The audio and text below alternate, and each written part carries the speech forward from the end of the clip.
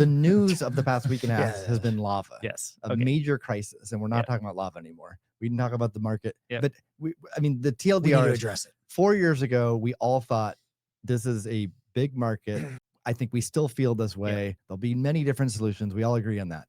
I actually, we all met Shazan, I think independently, or I forget who, Around like the how same we got time. connected, but at the same Yeah. time, we all invested in lava. And it felt like a great investment because like we big opportunity. And this is also right around the time like when BlockFi was blowing up and all these custodial services. Yep. So like this self-custody approach was novel and compelling. Using DLC or discrete log contract technology was quite like interesting and compelling. Definitely. It had only been partially proven out, like Atomic Finance and a few startups had used it with mild usage, I believe. So proved it out to a certain extent, but no one had and still has proven out DLC technology, which for those not familiar with it, just think of it as like advanced smart contracts for Bitcoin, Where you can in which you can use do a it loan. local. Yeah. You can do loans with DLCs. So and the TLDR, without getting too into the weeds, is just imagine you like take a bet or like whatever, have some position, and you say there's an oracle that's going to come, and like the only way that this contract gets settled or liquidated is if some condition is met by the external oracle. There's always been, to be clear, the issue of like, well, who controls the oracle? That's a point of attack. But yes. In this case, in a typical case, the oracle is saying what is the price of Bitcoin in dollars or something like that, and or who won the sports match or whatever. And Lava did some innovation around how to do blind oracles. The oracle that's reporting doesn't know which contracts it's resolving. I'm not aware of that, but okay. No, that's just how DLCs work. Okay. Taotraja invented DLCs, and that's an inherent property in how DLCs work. Okay. Yeah. And so they got that benefit, but anyone using DLCs gets that benefit. So like I have been excited about Lava because the huge market opportunity, the use of DLC. So the tech nerd in me and wanting to show or see how more advanced smart contracts could play out in Bitcoin and actually create products that work, scale, are secure. Because until someone actually does it, you can like academically understand it, but like let's see it for real. So I was excited to see that play out. I was also excited as an investor. I mean, you know, Shazan, who we met, like obviously has been very successful in selling the vision, has been very successful at fundraising. Very few companies in the Bitcoin ecosystem have been able to break out in traditional venture capital. He raised his Series A from Founders Fund and Kozla. That was extremely exciting for me to see. Hey, traditional Silicon Valley sees the opportunity in him. They see the opportunity in collateralized lending. Looks like we're finally bridging that gap. So that was the reason I was excited. Yep. Yeah. And like we've talked about Lava before, we talked about other solutions. We have been Lava supporters and excited for Lava. Now, I've like a year or so ago, I took out some Lava just as an experiment, took out some Lava loans, toy money, nothing real, just to see how it works. Gave Shazan some UX feedback, product feedback, but I could see how it was very compelling. Like I didn't have to KYC. I was able to get a loan instantly. And then and keep self-custody of my Bitcoin.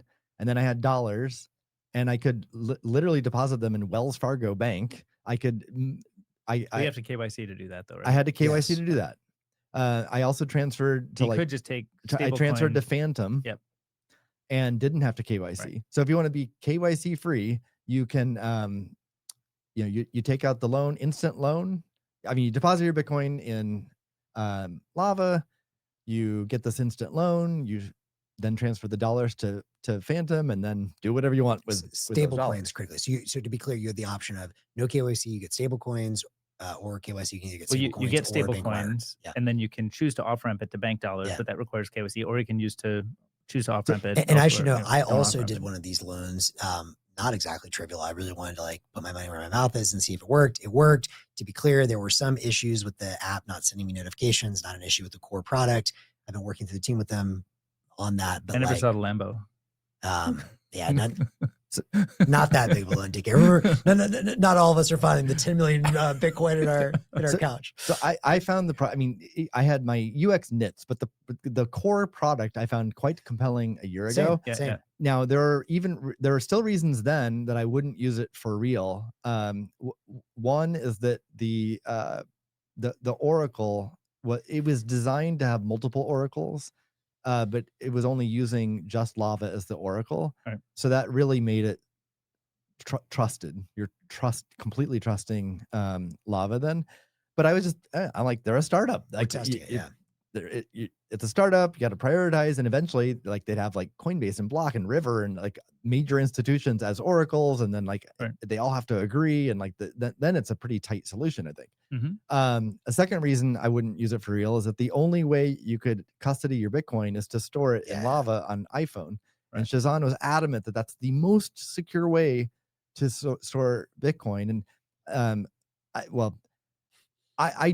I agree with a lot of his sentiment on iOS security, but I do not agree that's the best way, the most secure way to store Bitcoin. And independent of who's right about what's the most secure way, what I do know is everyone has different solutions they're using. Different people have and we all push super hard for bring your own custody. Bring your own custody. Yeah, all of it. All of us agree on DK pushed that the most, but we all pushed for it. I think that would have been a much superior, like, if you're going to support self-custody, that's a far superior product than, and it would be beautiful. Like if I had used cold storage with Ledger or Trezor or Bitkey or whatever, they could all integrate and support DLCs. And then it would just, you literally don't have to move your Bitcoin out of your Bitkey or your cold card or whatever. That would be awesome. That would. Now, but that's another reason why I wouldn't have, put like $100,000 of Bitcoin or something on my iPhone. I didn't do that either, to be clear. So there are reasons I wouldn't use it for real. Yeah. But then, okay, why is there drama the past week and a half? Lo and behold, they completely changed their product from self-custody to custodial. None of us were aware of that. It took everyone by surprise. And so that's a huge shift. So, I think things we should talk about. What do we think about that move? And then one thing I want to talk about is like communications, because my biggest criticism and concern, and I think I would call failure, is communications. Yeah. So I want to speak to that, but maybe let's first talk about because we don't, despite having many private conversations with Shazan, and we also have like read what he's written publicly, we still don't really know the reasons for switching. He's talked about vulnerabilities in DLCs. He's said that custodial or that non-custodial is just as trusted, or it's trusted. Custodial's trusted. They're all sort of the same thing. Like, Gents, I want to participate in this conversation. I have to pee like crazy. I'll be right back. Give me 2 seconds. I think that's all.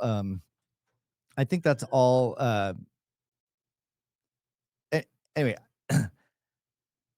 To me, and I think one thing we'll talk about is like the customer base. Who's the customer base? And maybe they don't care.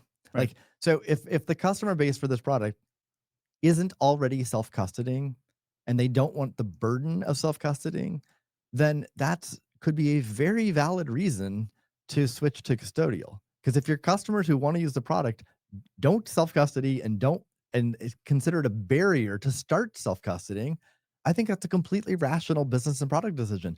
But then just communicate that. Right. And I haven't heard those words. Instead, things like, oh, non-custodial, custodial, they're the same thing. DLCs have security vulnerabilities. And like, I still do not understand, despite him trying to communicate it to me, I still do not know what those problems are. Yeah. I mean, I think that your advice to Shazan to improve communication is good advice to him. I will say that, startups are messy and it's challenging when you're building something new. There's lots of constituents that you have to incorporate their needs into what you're doing, and their needs might have conflicts. So, when you think about there are customers, there are investors he's committed things to, there are partners that he has, like maybe this new credit line that was just announced. I think it was a $200 million liquidity line that is going to fund the loans. Well, I think like a portion of like 15 or so mil was equity, but yeah, close to. But there's I'm just saying there's different constituents who have different expectations of what you're doing. And I don't know the terms of that, but that might not be something that you can publicly talk about according to the terms of the thing, for example. And maybe they didn't want to provide the 200 million without a centralized service. So I'm not here to say that everything he did was right, but I do think it's a complex environment that he's operating in, and he's trying to find the right trade-offs. Let's get into things that I think are unequivocally should have been done communication wise. Different categories. Yeah. So one is in product. So when I Yeah. opened Lava app, it basically said it's going to convert me. All right, I took Upgrade. upgrade. I mean, Yeah. I took a screenshot so I can look up the Yeah. actual word, but and then I pressed the button and then it upgraded me. There was no mention of the product is no longer self-custody. It's Yeah. now custodial. There's no discussion, no mention of that at all. Wait, No, so I was not informed of that. Is that so? Shazan told me that because my loan, for a variety of reasons, was not active when the shift happened, that you were told that things were going to be shifted from custodial, from non-custodial to custodial. I don't know if that was via email, which I No. never received emails either. So maybe you guys got emails, maybe you didn't. But this was the point I was trying to push Shazan on. And Shazan, if you're listening, this is an extremely Yeah. important point. Here, When you I have the shifted, what screenshot. did the screen say? It has a Lava logo. It says Lava. Please update your app.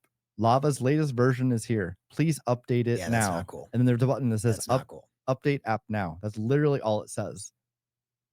Yeah, that to me is like, that's So not acceptable. it's unacceptable. Unacceptable. Horrible communication for their customer base. It should have been explained. Did you get an email? He says emails were sent out. I did not get an email. Did you get an email? I checked my I spam didn't check folder. carefully. I did not get an email. I don't think I did. I He didn't says know. it's because I was an early Maybe, I don't user. know. It could be true. Could be true. Yeah. Maybe we were early users. We're not in the email list and everyone else was. Maybe. I don't know. But I did not get an email.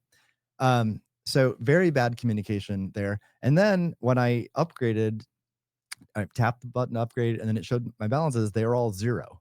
So, and I had both Bitcoin and dollars in the I had wallet. that too. So it said zero. Hey, when I had that too. So then I'm like, what in the world? Did I get rugged? Did my money get stolen? So I chatted with him, and to his credit, he took the time. He's very busy. They've all taken the time to help us. Yeah. So like, So give to them their credit. Shazan's credit, he took the time to help guide me there. I still had my seed phrase. So I took that and imported it into Blue Wallet. And lo and behold, there was my Bitcoin balance. And then I transferred it to another wallet and the Bitcoin network worked and it was real and it's authentic. So I mean, it really was self-custodied Bitcoin. And I got my Bitcoin back. But then I still didn't have my Solana dollars or whatever, my USDC dollars. So I took my seed words and I imported it into Phantom thinking, I don't really know how, I mean, I know how this stuff. I know how the HD wallet can support other. I've never been to the casino, but I've never imported a wallet into just for the free drinks. Yeah, exactly. Phantom that way, but I did that, just and it did not show me my US dollar balance. I didn't know if it was or not, but it didn't surprise me that it didn't. But I still had the question: how do I access my dollars? And then Shazan pointed me to a test flight with the old version or another version of Lava. I installed that, and then it still showed zero. But then it eventually showed my dollar balance, and I have my dollars back. So the TLDR is none of my money was taken or stolen. I had all my money, but it was not a pleasant experience. It wasn't a good upgrade experience. But actually, my biggest criticism of the product UI itself is that it did not explain the self custody to custodial shift. And that's not just some like detail. It's not like maybe some customers don't care about that, but there are definitely customers who the whole reason they started using Lava was the narrative, including like all of Shazan, including us as investors and users. But like to go back and look at all of Lava's communications and Shazan's communications for years, it's been all about self-custody. Don't trust BlockFi and all these custodians. Self-custody. So that's the narrative. It's a super important one. It's totally fine if a business decides to shift. You gotta communicate it. So the in-product communication, horrible, should have been done better. Should be a lesson learned. And then two, like the DLCs, this technology. He's saying it has critical vulnerabilities, security vulnerabilities. Like he's saying things that I don't think are true. I don't know though. I'd like to understand. Like he's saying that the oracles can equivocate. Like the whole point of DLCs is that oracles cannot equivocate. What do you like, mean? What does that mean to equivocate? so with the hallmark of DLCs, one is that the privacy is preserved, and two, they can't equivocate. So if you're the Oracle and you're saying the price of Bitcoin is $95,000 or whatever, you publish that as like a signature for the world, and every smart contract that happens to be using you as the Oracle then uses that, but you don't know You which can't smart contracts are selectively using report. it. Got it. So yeah, you can't like tell mine that it's 95,000 and his contract that it's 100,000. You can't equivocate. So you can be wrong or lie, but it applies to everyone. Interesting. Right? Okay. But I don't know. I don't really understand. I think I don't understand the DLC vulnerabilities. All I'll say is if they're true, it wouldn't surprise me if Lava, the company, has discovered DLC drawbacks. Maybe he doesn't work well with the line of credit product that he just launched. In fact, some DLC engineers have told me separately that it doesn't work well for the line of credit product. That doesn't surprise me. I'm not aware of any of these vulnerabilities, but that should be. It would first of all just be a kind gesture to the DLC developer community, saying like, here's what didn't work. Here are some and if the vulnerabilities are like putting people's money at risk, that should be responsibly disclosed. Right. So whether it's responsibly disclosed or publicly disclosed, whatever is appropriate, that would be a kind gesture, but also help with Lava's PR. That wasn't done either. Then there's communication to just like on social media on X, like he's getting blown up. Lava's getting blown up. Lots of hate. Everyone's hating them. It is bred distrust. Like no one on social media right now trusts Shazan or Lava. That's very bad if you're going to, I mean, for any business, but let alone one that is now going to custody your Bitcoin. Right. You want to have a trust. You want to be trusted, right? Yeah. And you gain trust by good, proper communications. Yeah, and I just want to say, I mean, like I spoke a little bit with Shazan on this stuff, and I think, I don't understand the DLC stuff too. I would love to hear from people like Taj or people that actually are deep in DLC world as well. There's other engineers. Perhaps that would be interesting for them all to have a public discussion and talk about like what are the drawbacks of DLCs? Is this something we can fix moving forward? Because I still want DLCs to work. I will say, one of Shazan's points, I think, is like a fair business point, which is that most people don't care and the big money doesn't care. And I think that's probably right for a lot of, what we've seen. That's why BlockFi got to be a big business. That's why 3 Arrows got to be a big business. And all of those companies blew up. So in my mind, he's right. Everything you said, he may or may not be right. But like, regardless, even 95% of users don't care. There's at least 3 users here who did care. There's a lot more people that do care. You can't just like make that shift. Yeah. One of the comments here, which is a good one, is like probably what should have happened or made a better decision is like this just winding down the Lava, like creating a new brand. I mean, it could be the same company, but create a new brand, a new product, introduce that, and then just sunset Lava. That would have been a way better approach, I think. And then like part of the public communication should be like, here is why we're making this. I know for the last 4 years, I've been saying self-custody, self-custody, self-custody, but here's what we learned, right? We learned that we still believe it's a huge market. I would like to see this essay still. Shazan, if you're listening, write this essay. Please. We still believe it's a huge market. Yeah. That's why we raised a lot of money sort of demonstrating that others believe it's a huge market. 2, self-custody, like our customer base that we've learned about, they don't care about self-custody and they don't want to self-custody. It's limiting us as a business. I'm just speculating, by the way, but like I can find that to be plausible.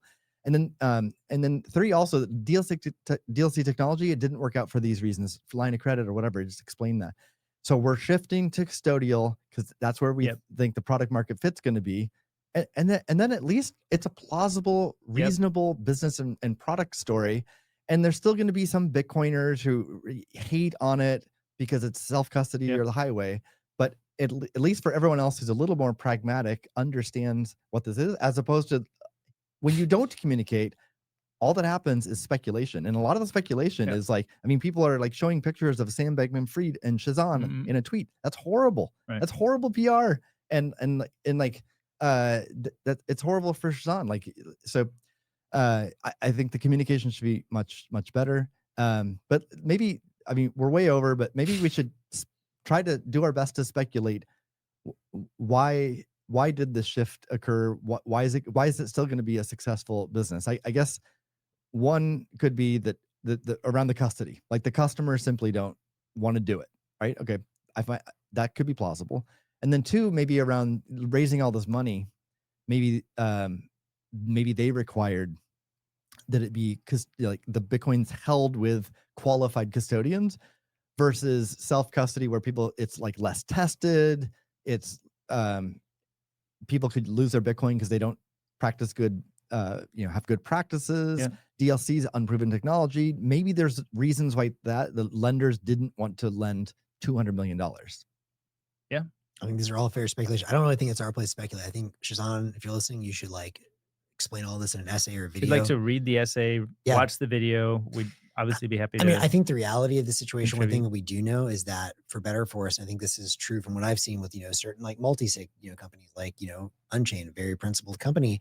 But the reality is, as far as I know, maybe things are changing behind. I mean, they're building a good business for sure, but like, there's a reason that like people would rather just go with BlackRock and like whatever have whoever's custodying for them. And that's just because that's what people are used to. Maybe that changes one day. There's certainly a segment of people in the world that want self-custody or multi-sig.